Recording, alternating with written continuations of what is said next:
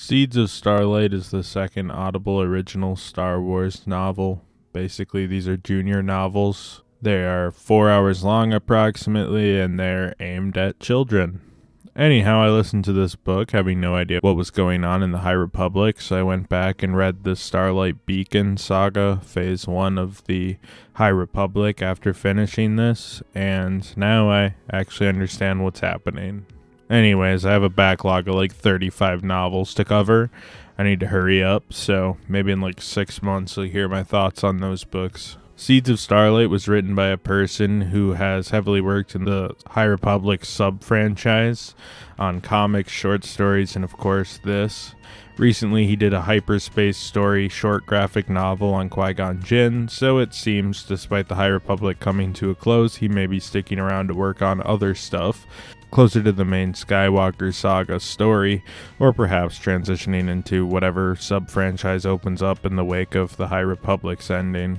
Seeds of Starlight takes place in 228 BBY in the third phase of the High Republic era, and follows Cam Linden, who's a Padawan, and after a speeder crash he lost the use of his voice and had a vocoder installed. Being taken on by a Jedi Master, Eve Byer, a bit after the death of her first Padawan, Saf Mora. They're accompanied by Tep Tep, a child transgender Jedi youngling, and Kildo, a gay youngling. I don't like interjecting politics, but that may be a bit much for characters described as young children, but whatever, I guess. I'll have to pass this intel on to Darth Melvin. Hashtag not my Bail Organa. And then tweeted this out. Disgusting shills already trying to rewrite history. Hashtag not my Bail Organa. That was a joke. Darth Melvin's a dumbass. Anyhow, they are on an intel mission when they hear a distress signal from Irem, a planet a couple Jedi, Akmora and Chalara, went missing on. They land on the planet, and the people of Irem are kind of like telling them to get the fuck out of here. They don't want them down here. They're mad that they crashed the Starlight Beacon on them, and the Jedi respond that it was actually the Nihil's fault, but the citizens don't really care. Regardless, they end up meeting with some Drengur, a plant creature that wants the Jedi captured. Anyhow, they fight the things and slaughter them, but then Eve Byer is like, they probably just wanted to make their own spaceship, I bet. And she was right. They just wanted to make their own spaceship. So the Jedi become more accepting of these plant creatures. The end. Cam Linden is our lead, and he's a kid who was seriously injured in a speeder crash and basically has a vocoder interpreting his voice. I like this conceptually, but since this is an audiobook, the voice changer they used on narrator Todd Habercorn ended up being absolutely grating to listen to. He sounded like SpongeBob with like 15 voice filters stacked on top of it. It was absolutely horrendous to hear.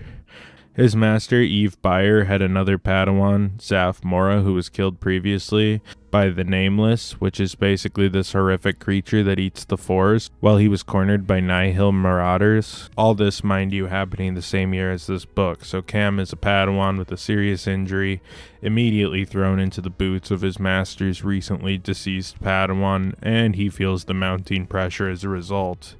He's also sort of in charge of watching Kildo and Tep Tep as they navigate the planet Irem, a planet that has a mixed to negative Jedi sentiment after the Starlight Beacon disaster from the original High Republic trilogy, which ended up costing thousands of lives and sent this dangerous polluted hulk into their ocean.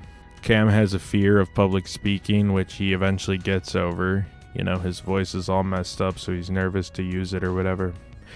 Jedi Master Eve Byer is a Jedi scientist sent to Irem to basically look into Starlight and the numerous issues that came about during its destruction, and to find those two missing Jedi. She took on Cam after the death of her old Padawan, and she pretty masterfully takes on this new student despite her recent tragedy, really embodying the proverb, "There is no death, only the Force," which these novels throw in all the time. And being supportive of her new Padawan, trying her best not to compare him to Zaf, despite Cam's fears that that will happen. Tep Tep and Kildo are Padawan initiatives taken on by Eve Byer to basically get some field experience, despite not yet being taken on by a Jedi Master as formal Padawans. That's kind of what Padawan initiates are. They don't do much. They interact with the main 2 Jedi and briefly help when the Jedi Master is mind-controlled and forced to fight her Padawan. These characters are okay, despite the strange origin of one of the children being trans and the other being a gay kid with ADHD. That's what the character bios for these say. These are real character traits, by the way. This book absolutely glances over all that lore and just chooses to do the more sensible thing of keeping it all plot relevant. No need for children to get in romantic relationships or talk about their transitions, because it's fucking pointless in a Star Wars novel, if I'm being honest. But you know what? I'm sure the author who made that up identified with it, so good for them. The tone of this book is hard to really put a finger on. The moral is a mix of acceptance and adventure. Eve needs to accept Cam needs to not compare himself to Zaf, and the creatures they find at the end, the Drengir, who are attacking people and mind-controlling people out of self-defense, prove that they just want to be free so they can make it to space and join the wider galaxy with our leads, discovering that is their macro goal. It leads to our characters not seeing them merely as monsters, which is a very Star Trek thing to do, and I like that. We have some stuff from the Nihil in this book. At one point they fight them in a battle.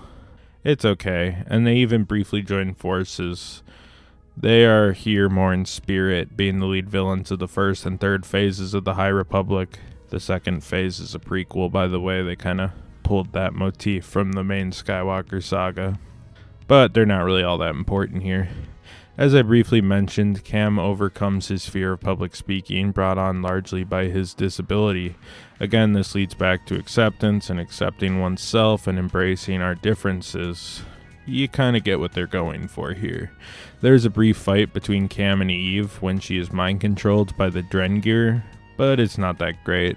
It's serviceable, but I think to this day, Drew Karpyshyn wrote the best action in the Star Wars novels, hands down, despite some of his books being a little wonky.